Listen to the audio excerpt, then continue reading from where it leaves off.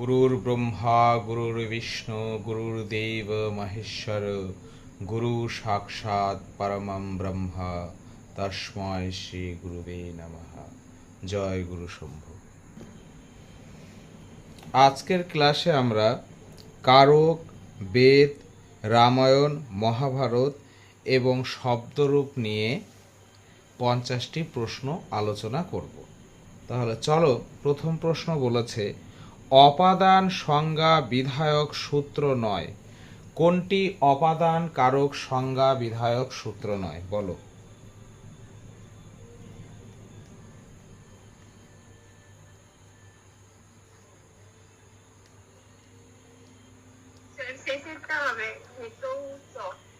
হেতৌচ, অর্থাৎ এখানে ভিত্রার্থানাং ভয় হেতু, আখ্যাতা উপযোগে, জনি কর্তৃ প্রকৃতি, এগুলো অপাদান কারক সংজ্ঞা বিধায়ক সূত্র।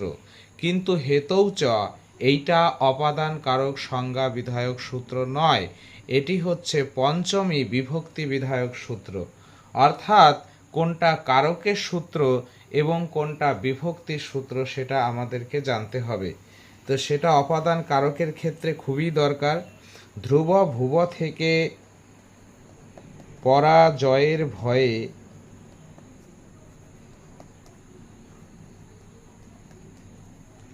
অন্তত 12 জন আচ্ছা জোয়ান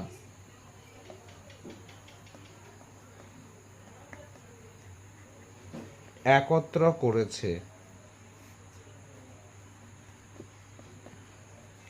এই কথাটা যদি আমরা মনে রাখতে পারি তাহলে আমরা বুঝতে পারবো কোনটা অপাদান কারক সংজ্ঞা বিধায়ক সূত্র এবং কোনটি পঞ্চমী বিভক্তি বিধায়ক সূত্র।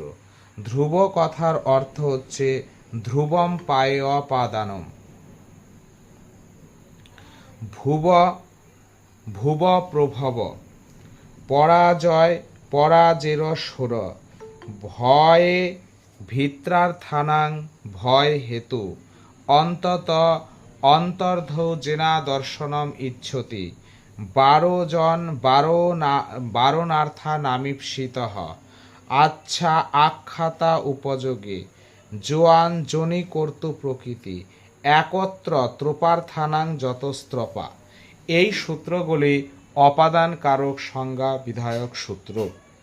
তাহলে অপাদান কারক সংজ্ঞা বিধায়ক সূত্রগুলো জানলেই আমরা পঞ্চমী বিভক্তি বিধায়ক সূত্রগুলো স্বাভাবিকভাবেই জেনে যাব। নেক্সট, তাহলে এটা হচ্ছে হেতৌচ। পরের প্রশ্নটি বলেছে বৃক্ষাৎ পত্রং পততি, রেখাঙ্কিত পদে পঞ্চমী বিভক্তি হয়েছে কোন সূত্র দ্বারা?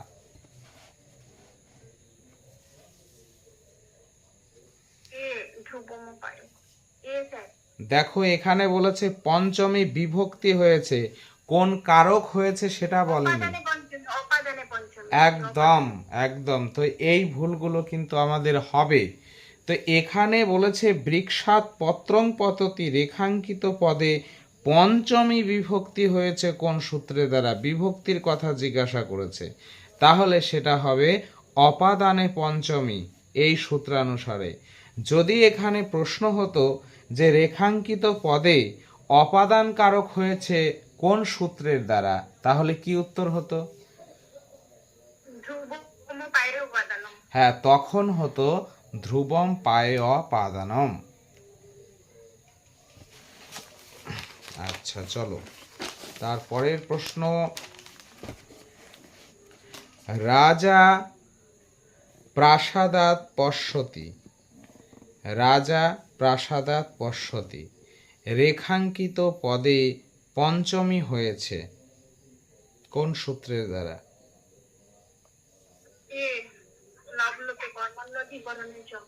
লব লোপে কর্মাণ্যাধিকরণে চ, এটি একটি বার্তিক সূত্র। এই বার্তিক সূত্রের দ্বারা হয়েছে। এই সূত্রে কি বলেছে? বলেছে এই সূত্রের অর্থ হচ্ছে লব, লব প্রত্যয়যুক্ত ক্রিয়াপদ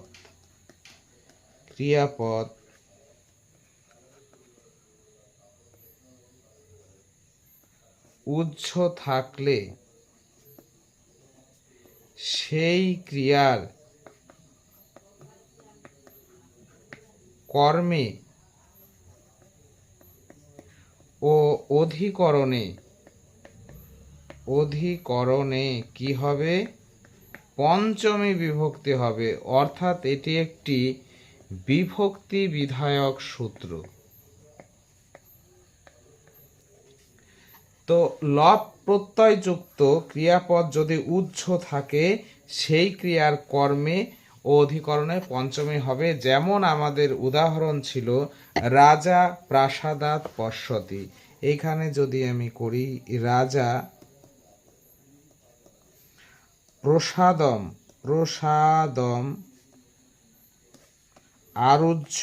আরুহ্য পশ্যতি।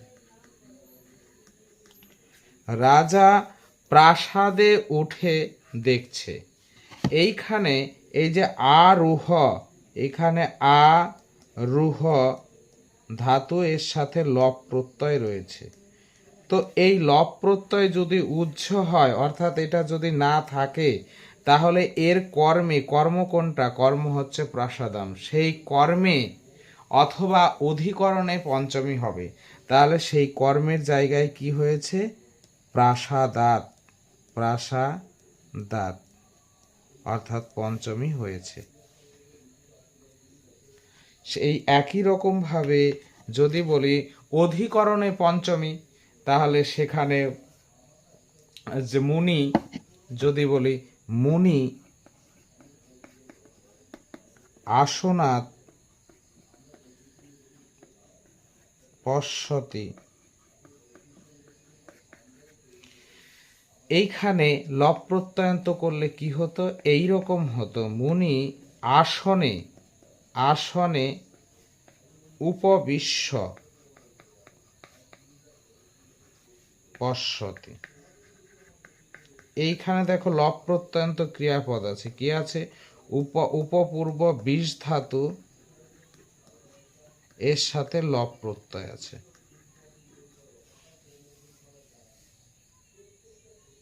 সরি, এখানে উপবিশ্য, হ্যাঁ, আচ্ছা, বসে।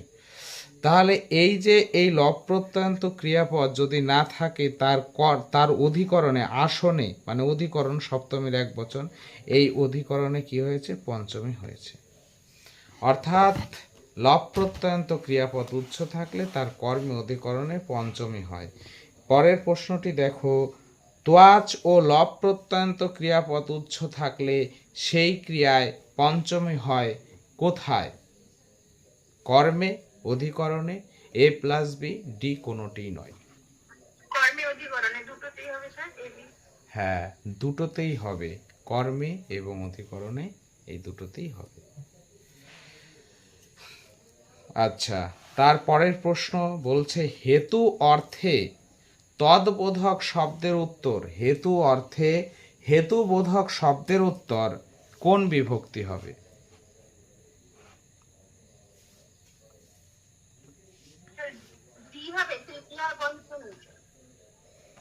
হ্যাঁ, আমরা বলছি হেতু অর্থে তদ্বোধক শব্দের উত্তর তৃতীয়া ও পঞ্চমী বিভক্তি হয়। এই গত এসএলএসটি পরীক্ষায় এই সেম প্রশ্নটি দিয়েছিল। তো এইখানে হচ্ছে কি, একটা সূত্র আছে হেতৌ চ, আর একটা আছে হেতৌ তৃতীয়া। হেতৌ চ এই সূত্রানুসারে কি হয়? পঞ্চমী বিভক্তি হয়। আর হেতৌ তৃতীয়া সূত্রানুসারে তৃতীয়া বিভক্তি হয়। অর্থাৎ যখন হেতু অর্থ থাকবে, হেতু অর্থ যদি থাকে, হেতু অর্থ থাকলে হেতু বোধক শব্দে তৃতীয়া ও পঞ্চমী দুটোই হবে, দুটোই হবে। আচ্ছা, এবার স্ক্রিনে দেখো। তাহলে আমরা এখানে জানলাম হেতৌ চ এই সূত্রানুসারে পঞ্চমী বিভক্তি হয়, আর হেতৌ তৃতীয়া এই সূত্রানুসারে তৃতীয়া বিভক্তি হয়। অর্থাৎ অর্থটি দাঁড়ালো যে হেতু অর্থ বোঝালে হেতু বোধক যে শব্দ সেটাতে তৃতীয়া ও পঞ্চমী দুটোই হবে, তৃতীয়াও হবে পঞ্চমী হবে। যেমন এখানে যদি বলি, পরের উদাহরণে হয়তো রয়েছে, আর একটা জিনিস জানতে হবে এর সাথে, কিন্তু যদি বলে হেতু শব্দের প্রয়োগে, হেতু শব্দের প্রয়োগে কোন বিভক্তি হয়? হেতু শব্দের প্রয়োগে কিন্তু তোমার ষষ্ঠী বিভক্তি হবে, ষষ্ঠী বিভক্তি। সেখানে হেতু শব্দের উল্লেখ থাকতে হবে। সেটা কেমন, একটা উদাহরণ দিয়ে বলি, যে অন্যস্য হেতু বহুমা তজ। এখানে দেখো এই যে হেতু শব্দের প্রয়োগে এক ষষ্ঠী বিভক্তি হয়েছে। কিন্তু যদি এরকম থাকে যে দুঃখেন রোদিতি মাতা, এবার বলছে দুঃখ হেতু মাতা রোদন করছে বা কান্না করছে, তাহলে এখানে কিন্তু হেতু শব্দের উল্লেখ নেই, কিন্তু হেতুর বোধ জন্মাচ্ছে। তো হেতুর বোধ যখন জন্মায় সেখানে তোমার দ্বিতীয়াও হতে পারে বা পঞ্চমীও হতে পারে, অর্থাৎ দুঃখাত হতে পারে। অর্থাৎ এইখান থেকে আমরা যে বিষয়গুলো জানলাম সেটা আর একবার আলোচনা করছি। হেতু শব্দের প্রয়োগে ষষ্ঠী বিভক্তি হয়, হেতু শব্দের প্রয়োগে ষষ্ঠী বিভক্তি হয়, সেখানে হেতু কথাটা থাকবে। আর হেতু বোধক শব্দের উত্তর হয় তৃতীয়া হবে, না হলে পঞ্চমী হবে, মানে দুটোই হতে পারে, তৃতীয়াও হতে পারে পঞ্চমী হতে পারে। তাহলে এখানে প্রশ্ন যদি হয়, হ্যাঁ বলো। ষষ্ঠী হেতু প্রয়োগে যেটা সূত্র আছে পাণিনীয় শব্দশাস্ত্র, ষষ্ঠী বিভক্তির 3 নম্বর সূত্রটা, এখানে লেখা আছে হেতু শব্দের প্রয়োগ থাকলে এবং কার্য কারণ ভাব গম্য হলে হেতু বোধক শব্দের উত্তর ষষ্ঠী। বুঝতে পেরেছি। এটা নিয়ে তোমাদের গত এসএলএসটি তে সেম প্রশ্নটা দিয়েছিল। এটা নিয়ে অনেক চর্চা হয়েছিল, কিন্তু কমিশন যেটা উত্তর ধরেছিল সেটা হচ্ছে তৃতীয়া এবং পঞ্চমী, ষষ্ঠীটা ধরেনি। কিন্তু পাণিনিয়ম অনুসারে, ওইখানে যুক্তি অনুসারে, যে হেতু শব্দের উল্লেখ থাকুক বা না থাকুক সেখানে ষষ্ঠী বিভক্তিও হতে পারে, এরকম একটা লাইন ছিল। তো যেহেতু আমাদের এসএলএসটি যে অ্যান্সারটা ধরেছে আমাদের সেটা নিতে হবে, সেখানে যেটা বললাম এটাই, এর বাইরে আর জানার দরকার নেই, বুঝলে?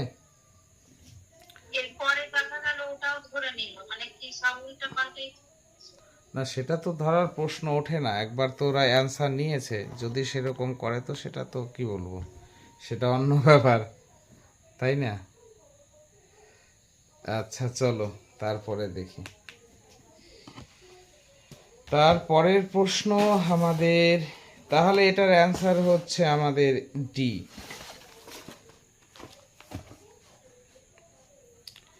বিকল্প রূপ লেখো। দুঃখাত রোদিতি বালিকা।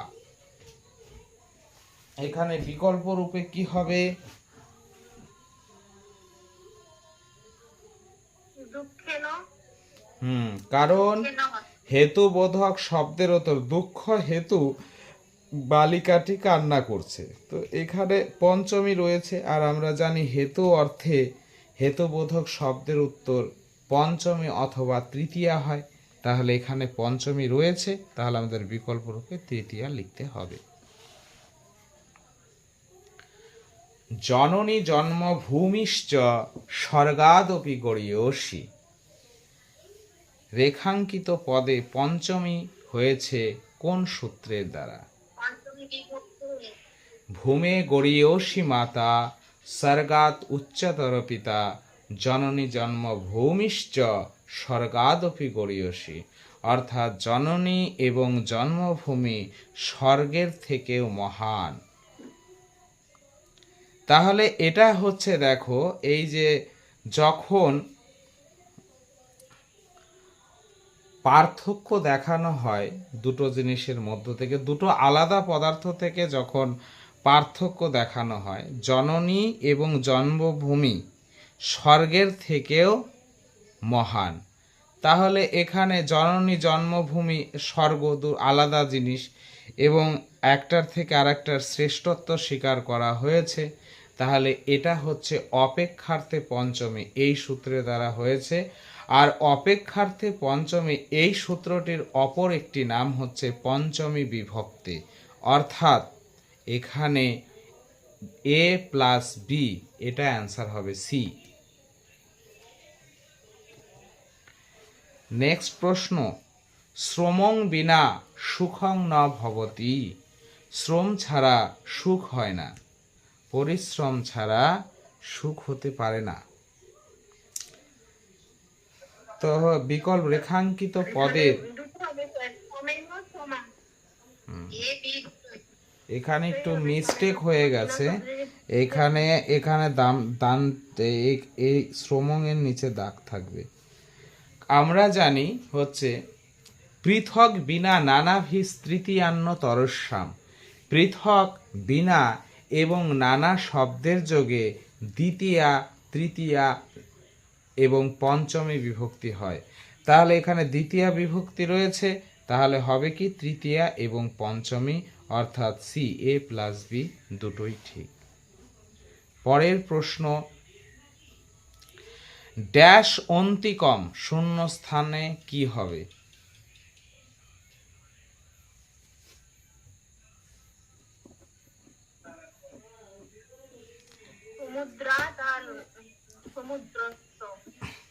এটা আমরা জেনে নেব।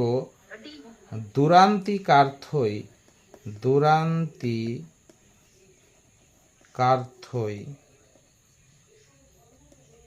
ষষ্ঠী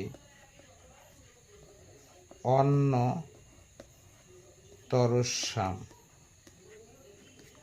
এই সূত্রতে বলা হয়েছে দুরার্থক এবং অন্তিকার্থক শব্দের যোগে কি হয় বলছে পঞ্চমী ও ষষ্ঠী হয়। দুরার্থক কথার অর্থ হচ্ছে দূর শব্দবোধক। অন্তিকার্থক মানে অন্তিক মানে কাছে বোঝাতে। এই দুরার্থক এবং অন্তিকার্থক শব্দ যদি থাকে তাহলে সেই শব্দের যোগে পঞ্চমী বিভক্তিও হবে, ষষ্ঠী বিভক্তিও হবে। তাহলে এখানে বলছে আমাদের পঞ্চমী এবং ষষ্ঠী হবে। তাহলে সমুদ্রাত এটা পঞ্চমী বিভক্তি, সমুদ্রস্য ষষ্ঠী, অর্থাৎ দুটোই হবে বি প্লাস সি, দুটোই আমরা অ্যান্সার নিব। পরে চলো দেখি কি রয়েছে। ঈশ্বরঃ ড্যাশ রক্ষতি, শূন্য স্থান পূরণ করো।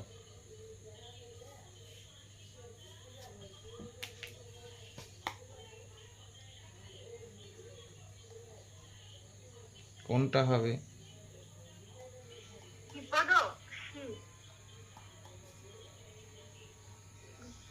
কোনটা হবে? সি। একদম ঠিক বলেছ। দেখো বলছে ঈশ্বর বিপদ থেকে রক্ষা করে, তাহলে বিপদ থেকে রক্ষা করে, রক্ষার প্রশ্ন আসছে। আমরা ভৃত্রার্থানাং ভয় হেতু এই সূত্রে পড়েছিলাম ভয়ার্থক এবং ত্রাণার্থক ধাতুর যোগে। ভয়ার্থক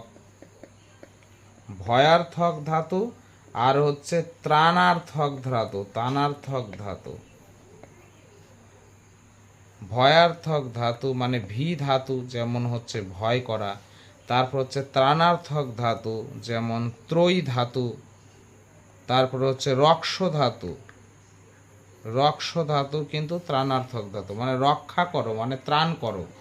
তো এই যে এই ধাতুগুলো যদি থাকে এবং যার কাছ থেকে ভয়টা আসছে বা যেখান থেকে যার কাছ থেকে রক্ষার প্রশ্ন আসছে, সেই শব্দে কি হবে?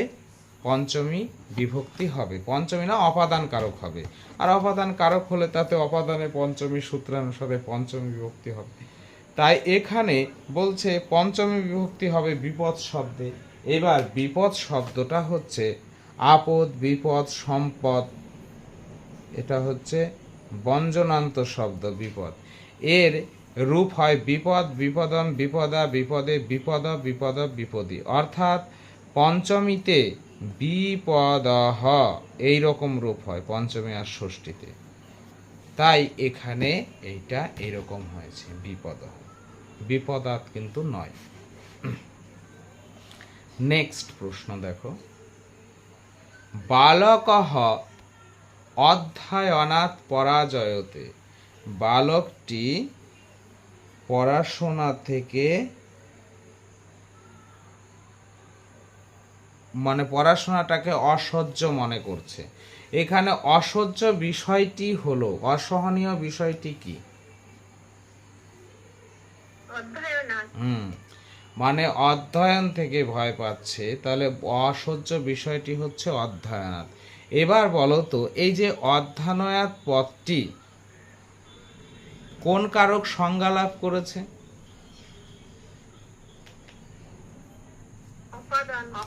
কোন সূত্রানুসারে? পরাজের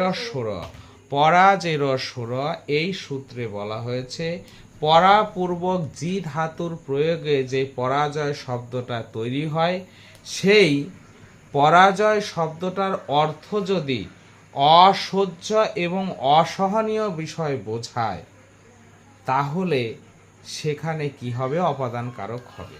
তো এখানে বলছে বালক অধ্যয়নাৎ পরাজয়তে, এখানে পরাপূর্বক জি ধাতুর যে অর্থ, এই পরাজয় বলতে বোঝাচ্ছে কি, যে কোথার থেকে পরাজয় হচ্ছে? যে অসহ্য বিষয় থেকে। সেই অসহ্য বিষয়টা হচ্ছে অধ্যয়নাৎ। তো পরাজের সুর। শিষ্য আচার্যাৎ বিদ্যাং গৃহাতি।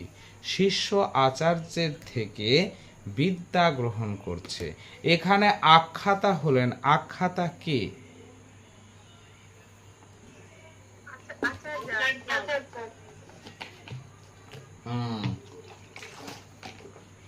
বলতো আখ্যাতা এটা কোন সূত্র থেকে নেওয়া হয়েছে? যদি বলতো আচার্যাৎ এই পদটিতে পঞ্চমী বিভক্তি হয়েছে কোন সূত্রানুসারে, তাহলে কি বলতে? হ্যাঁ, আখ্যাতা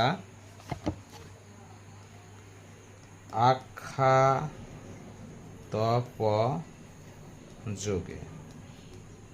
এটা হচ্ছে একটা অপাদান কারক বিধায়ক সূত্র, এই সূত্রানুসারে অপাদান কারক হয়। এখানে দুটো শব্দ আছে, একটা রয়েছে আখ্যাতা আর এর সাথে আর একটা রয়েছে সন্ধি করে রয়েছে উপযোগে। আখ্যাতা কথার অর্থ হচ্ছে বক্তা। আখ্যাতা কথার অর্থ হচ্ছে বক্তা।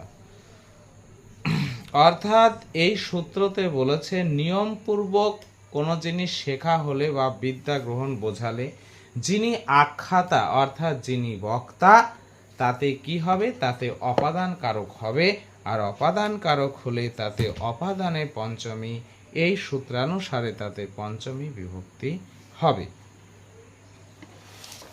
আচ্ছা, বালক অন্নেভ্য বারণয়তি, এখানে অরেখাঙ্কিত পদে পঞ্চমী বিভক্তি হয়েছে কোন সূত্রের দ্বারা?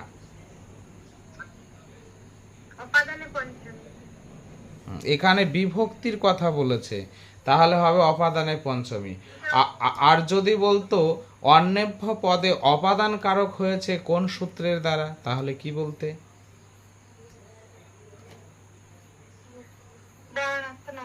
হ্যাঁ, বারণার্থা নামীপ্সিত, যে বারণার্থক ধাতুর প্রয়োগে, বারণ কথার অর্থ হচ্ছে নিষেধ করা, তো এই বারণার্থক ধাতুর যদি প্রয়োগ হয়, যে বিষয় থেকে বারণ করা হচ্ছে সেই বিষয়টিতে কি হবে? অপাদান কারক হবে। কাককে অন্ন থেকে, খাবার থেকে তাকে নিষেধ করা হচ্ছে, তাই নিষেধ করা হচ্ছে যে খাবার থেকে, সেই অন্নম পদে পঞ্চমী বিভক্তি হয়েছে। প্রথমে অপাদান কারক হয়েছে, পরে পঞ্চমী হয়েছে। বীজাত অঙ্কুরহ জায়তে, রেখাঙ্কিত পদে কোন কারক হয়েছে? বীজ থেকে অঙ্কুর হয়, অঙ্কুর জন্মায়।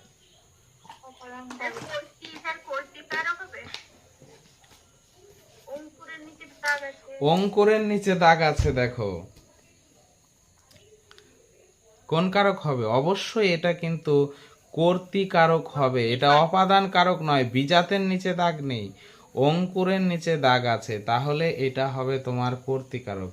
ক জায়তে, কে উৎপন্ন হচ্ছে? অঙ্কুর উৎপন্ন হচ্ছে, হ্যাঁ,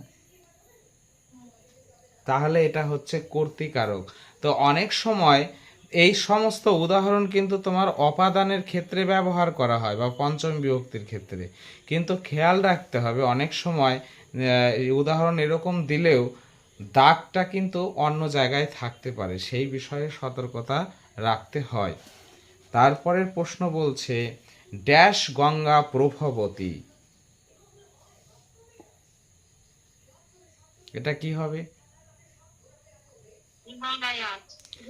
হ্যাঁ, হিমালয়াত গঙ্গা প্রভবতী। এবার বলো তো এটা কোন সূত্রানুসারে হয়েছে? ভুব প্রভব, ভুব প্রভব। আর বীজাত অঙ্কুর জায়তে, এটা কোন সূত্রানুসারে হয়েছে? যদি হ্যাঁ, একটা হচ্ছে জনি কর্তু প্রকৃতি, আর একটা হচ্ছে ভুব প্রভব। এই দুটা সূত্র কিন্তু একই রকম লাগে, এদের মধ্যে মৌলিক পার্থক্য আমরা বের করব। এই সূত্রেতে বলেছে জন্মানো বা উৎপন্ন হওয়া বোঝাতে জনি কর্তু প্রকৃতি, জন্মানো বা উৎপন্ন হওয়া বোঝাতে যা থেকে জন্ম নেওয়া হচ্ছে বা যা থেকে উৎপন্ন হচ্ছে সেটাতে তোমার কি হবে? পঞ্চমী বিভক্তি হবে, না অপাদান কারক হবে। তো সেক্ষেত্রে যেমন বীজাত অঙ্কুরহ জায়তে, বীজ থেকে অঙ্কুর হচ্ছে। আর এই সূত্রে বলেছে ভুব প্রভব সূত্রে কি বলেছে? যে যাহা হতে যখন কোনো কিছুর প্রথম প্রকাশ হয় বা আবির্ভাব হয় সেটাতে অপাদান কারক হয়। যেমন বলা হলো হিমালয়াত, হিমালয়াত গঙ্গা প্রভবতী। তো এক্ষেত্রে দেখো যখন বীজ থেকে অঙ্কুর হচ্ছে তখন কিন্তু জন্মানো বা উৎপন্ন হওয়া বোঝাচ্ছে। আর যখন হিমালয়াত গঙ্গা প্রভবতে, এটা কিন্তু ভুব প্রবাহ হচ্ছে। এই ক্ষেত্রে হচ্ছে এই যে প্রথম একবারই প্রকাশ হয়েছে হিমালয় থেকে গঙ্গা, এবং সেটা হিমালয় থেকে গঙ্গা যত দূরই যাক না কেন হিমালয়ের সাথে গঙ্গার যোগসূত্র আছে, অর্থাৎ এই যোগসূত্র থাকলে ভুব প্রভব হয়।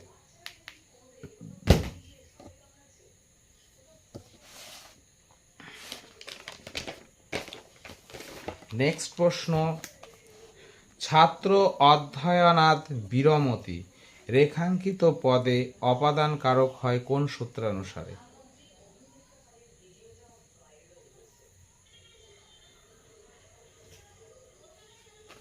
অপাদান কারক বলেছে। যুগুপ্সা বিরাম প্রমাদার্থানাম। একদম, যুগুপ্সা বিরাম প্রমাদার্থানাম। কিন্তু এখানে বলা হয়েছে কোন ধাতুর যোগে এখানে হয়েছে, এখানে বিরামার্থক ধাতুর যোগে। ছাত্র অধ্যয়ন থেকে এরাম নিচ্ছে। আচ্ছা, নেক্সট প্রশ্ন। পত্তু জিন্ধ্রেতি নববধূ, মানে পতিকে দেখে জিন্ধ্রেতি মানে লজ্জা পাচ্ছে, নববধূ মানে নতুন বউ, স্বামীকে দেখে নতুন বউ লজ্জা পাচ্ছে। এখানে পত্তু পদে অপাদান হয় কোন সূত্রানুযায়ী?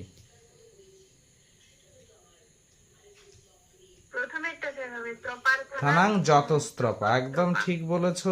ত্রপার্থক ধাতুর যোগে, মানে হচ্ছে লজ্জার্থক ধাতুর যোগে, যার থেকে লজ্জা আসে সেটা অপাদান কারক হয়। নেক্সট প্রশ্ন চলো। ধ্রুবম পায়ে অপাদানম, এখানে ধ্রুবম পদের অর্থ কি?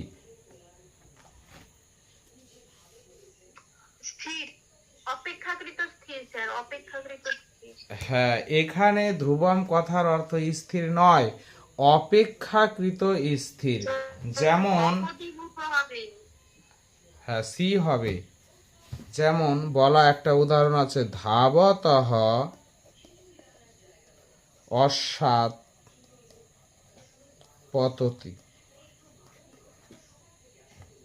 ধরো রাম বলছে, রাম ধাবতঃ মানে ধাবমান মানে চলছে, এমন চলন্ত ঘোড়া থেকে পড়ে গেল। তো রাম চলন্ত ঘোড়া থেকে পড়ে গেল।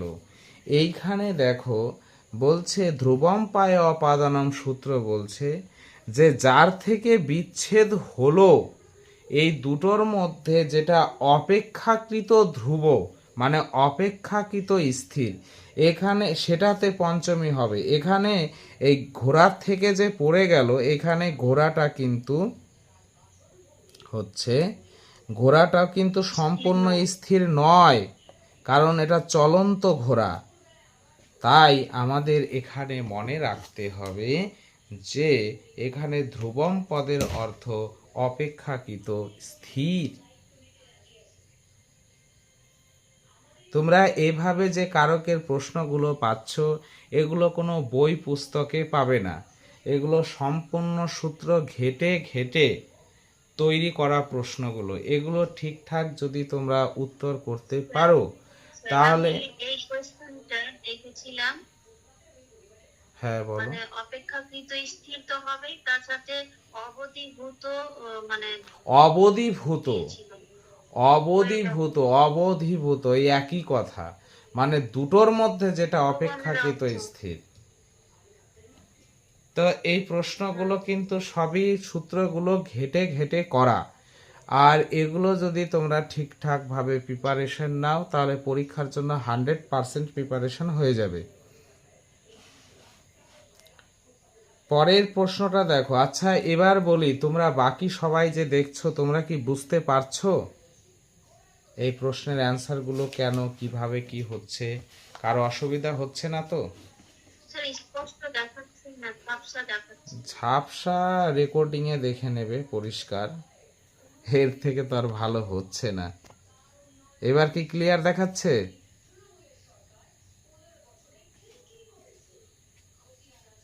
লাইট দিলাম তাও তো হচ্ছে না, নেটওয়ার্ক ইস্যু আছে কিছুটা।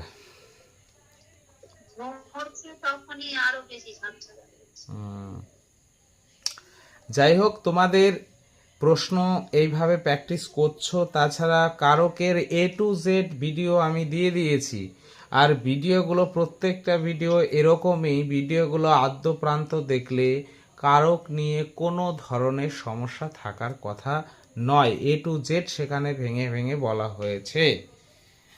আচ্ছা পরের প্রশ্নটা দেখো, বলছে অপ, আং ও পরি এই তিনটি কর্ম প্রবচনীয় যোগে কোন বিভক্তি হয়?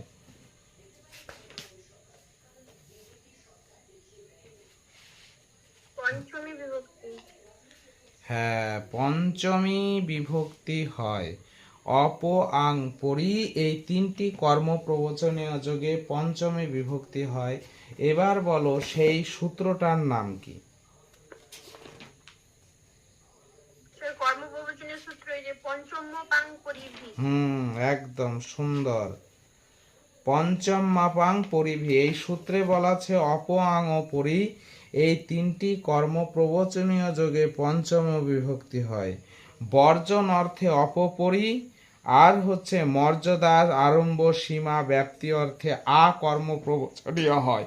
এখানে আটা কর্ম প্রবচনীয় হয়েছে, এইখানে দেখো আটা কর্ম প্রবচনীয় হয়েছে। আ বাল্লাত হরিং বজ, এটা আয়ের অর্থটা কি বোঝাচ্ছে? বলছে এখানে আয়ের অর্থ আরম্ভ, যে বাল্যকাল থেকে আরম্ভ করে হরিকে ভজনা করো। তো এখানে বলো আ বাল্লাত হরিং ভজ রেখাঙ্কিত পদে পঞ্চমী বিভক্তি হয়েছে কোন সূত্র দ্বারা? তাহলে এটা পঞ্চমী অপ আং পরিভি এই সূত্রের দ্বারা। যদি বলে এখানে আ এই কর্ম প্রবচনের অর্থ কি? এখানে আয়ের চারটা অর্থ আছে, আয়ের চারটা অর্থ আছে। একটা হচ্ছে মর্যাদা, একটা হচ্ছে আরম্ভ, আর একটা হচ্ছে সীমা, আর একটা হচ্ছে ব্যাপ্তি। তাহলে এখানে আয়ের অর্থ হচ্ছে কোন অর্থে? আরম্ভ অর্থে, বাল্যকাল থেকে আরম্ভ করে হরিভজ। আচ্ছা, আবার যদি থাকতো আ হিমালয়াত, তাহলে এখানে আয়ের অর্থ হতো, আ কথার অর্থ হতো এখানে সীমা, মানে হিমালয় পর্যন্ত। হ্যাঁ, তাহলে এটা সীমা বোঝাতো।